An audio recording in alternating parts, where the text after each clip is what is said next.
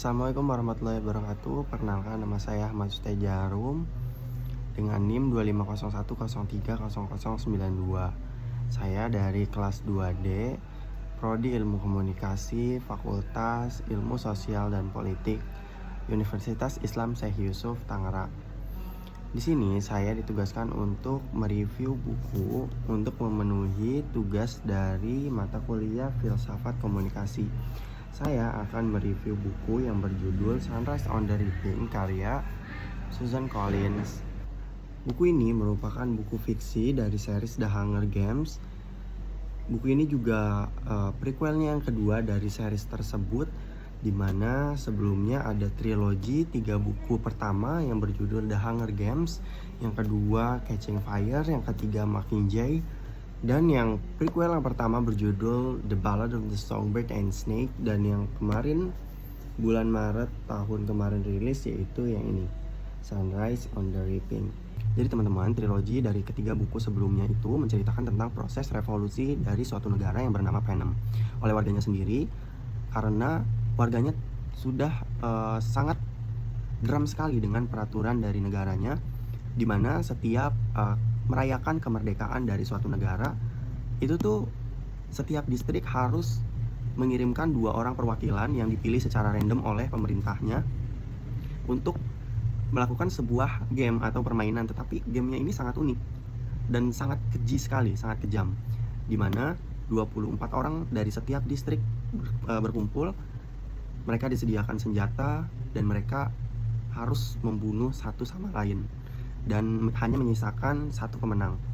Tujuan dari game tersebut menurut pemerintahnya adalah untuk mengingat dari perjuangan kemerdekaan negaranya. Ini gila sih. Dan dari pengangkatan cerita yang diangkat oleh Susan Collins, itu tuh cara dia mengangkat menjadi film action itu sangat seru sekali, karena actionnya dapet, adventure-nya dapet, terus ceritanya, alurnya juga sangat bagus sekali teman-teman. Lalu di prequel yang pertama, The Ballad of the Songbird, itu tuh alurnya ditarik lagi ke 10 tahun setelah merdeka. Jadi alurnya mundur 10 tahun, menceritakan bagaimana kisah atau bagaimana kekejaman game atau permainan di 10 tahun setelah kemerdekaan. Lebih tidak manusiawi lagi. Dan buku yang Sunrise on the Reaping ini menceritakan tahun ke-50 setelah kemerdekaan, di mana negara tersebut sudah lebih maju lagi teknologinya dan ide-idenya semakin gila sekali, peraturan-peraturannya juga semakin gila sekali. Jadi mereka tuh memiliki peraturan baru teman-teman. Setiap 25 tahun sekali itu ada yang namanya quarter quail, di mana yang biasanya tiap distrik itu mengirimkan 2 orang sebagai kandidat, tetapi setiap 25 tahun sekali itu tuh mereka harus mengirimkan double. Jadi tiap distrik yang biasanya 2 jadi 4 ngirimnya. Dan di Sunrise on the Reaping ini, makanya saya sangat excited sekali waktu itu membeli buku ini, karena ya ini tahun ke-50 atau tahun quarter quail, di mana tiap distrik mengirimkan 4 orang, dan di arena atau di game itu lebih banyak dari 2 kali lipat dari biasanya. Terus konflik yang ada di game ini, pemeran utamanya Hamish Abernethy. Dia merupakan seorang kakak yang memiliki adik, dan orang tuanya, ibunya, ayahnya sudah tiada. Dia juga memiliki kekasih. Lalu setelah singkat cerita, dia sudah memasuki game atau terpilih dari keempat kandidat itu, terpilih untuk masuk ke arena. Dia mengikuti alur dari peraturan pemerintahnya. Dia mengikuti masuk ke game, mulai bertarung, dan Hamish ini menyadari bahwa arena yang sudah dibilang sangat maju itu ternyata juga memiliki batas. Dari kemajuan teknologi juga tetap ada batasannya. Hamish menyadari bahwa batasan dari arena itu tuh arenanya kurang lebih seperti kubah atau tabung. Jadi semua kandidat bermain atau saling membunuh satu sama lain itu di dalam kubah. Jadi Hamish ini, karena dia di dalam kubah itu, yang kubahnya tuh udah diedit atau didesain sedemikian rupa menyerupai alam gitu. Jadi dia nih di dalam kubah itu survive, dan Hamish sudah sampai ujung. Dan sampai ujung dia menyadari bahwa wah, ini nih ada dinding plasma, ada dinding yang kasat mata. Jadi pas dia mencoba melempar batunya mengenai dinding plasma itu mementalkan batunya kembali ke Hamish. Hamish menyadari bahwa batasan ini bisa menjadi senjata terakhir dia. Singkat cerita, Haymitch survive. Dia menjadi 2 orang terakhir yang survive di akhir game.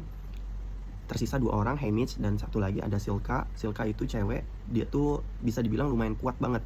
Dia memiliki skill untuk membunuh karena peraturan ini sudah dari tahun ke tahun. Jadi beberapa distrik itu udah ada yang menyiapkan dari awal, dari anaknya masih kecil tuh udah dilatih buat prepare kalau misalkan kemungkinan terburuk anaknya terpilih menjadi kandidat. Jadi Silka ini udah terlatih, makanya dia menjadi 2 orang terakhir yang ada di game itu. Dan dia sebenarnya sangat unggul dan sangat bisa membunuh Haymitch, tetapi Haymitch memanfaatkannya karena dia sudah menemukan ambang batas dari arena tersebut, yaitu dinding plasma tadi. Ketika Silka melemparkan kapak ke Haymitch, Haymitch menunduk. Lalu di belakangnya dinding plasma mementahkan kapaknya kembali dan mengarah ke muka Silka. Jadi Silka secara tidak langsung membunuh dirinya sendiri. Singkat cerita, Haymitch menang. Dan konflik yang terjadi lagi, pemerintahnya merasa direndahkan atau diejek oleh Haymitch karena Haymitch memenangkan game tersebut dari kelemahan sistem atau kelemahan arena yang diciptakan oleh pemerintah. Pemerintahnya itu tidak terima kalau Haymitch menang karena merasa direndahkan atau diejek setidaknya oleh Haymitch. Ini sangat komplikasi sekali. Pemerintah tidak terima dengan kemenangan Haymitch karena kemenangannya melalui jalur pemanfaatan kelemahan arena atau sistem yang dibuat oleh pemerintah. Jadi pemerintah karena tidak terima membunuh keluarga dan kekasih Haymitch.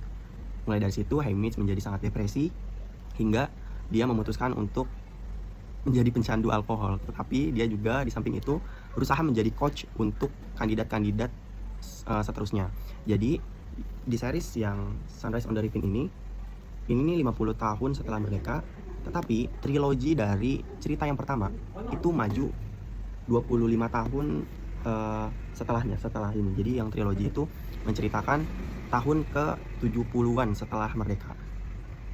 Sebenarnya tidak merdeka sih, justru mereka merasa tidak merdeka. Makanya di tahun ke-70 sampai seterusnya, atau di cerita trilogi yang awal, itu tuh menceritakan tentang revolusi atau proses revolusi dari negara tersebut.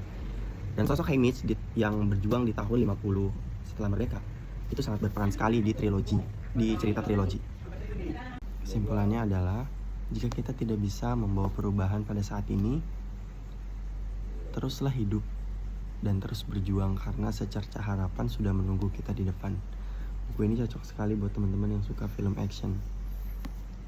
Saya Ahmad Sutejarum, pamit undur diri. Mohon maaf jika ada kesalahan. Assalamualaikum warahmatullahi wabarakatuh.